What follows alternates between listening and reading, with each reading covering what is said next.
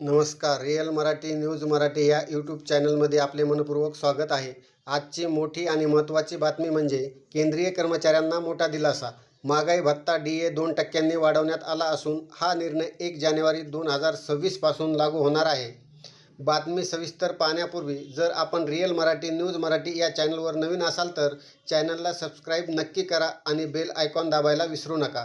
त्यामुळे सरकारी निर्णय, ताज्या घडामोडी आणि महत्त्वाच्या बातम्यांचे सर्व अपडेट्स सर्वात आधी तुमच्यापर्यंत पोहोचतील.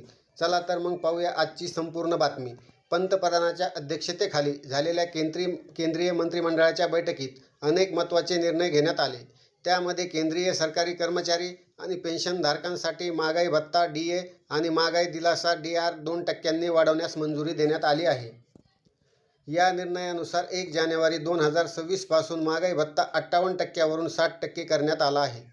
त्यामुळे लाखो केंद्रीय कर्मचारी आणि पेन्शनधारकांना आर्थिक दिलासा मिळणार आहे. केंद्रीय माहिती व प्रसारण मंत्री अश्विनी वैष्णव यांनी मंत्रिमंडळाच्या बैठकीनंतर ही माहिती दिली.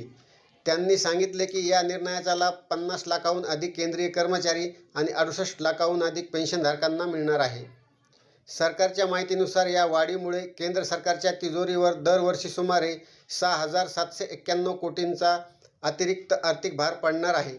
मात्र वाढत्या महागाईच्या पार्श्वभूमीवर कर्मचारी आणि निवृत्त कर्मचाऱ्यांना दिलासा देण्यासाठी हा निर्णय महत्त्वाचा मानला जात आहे.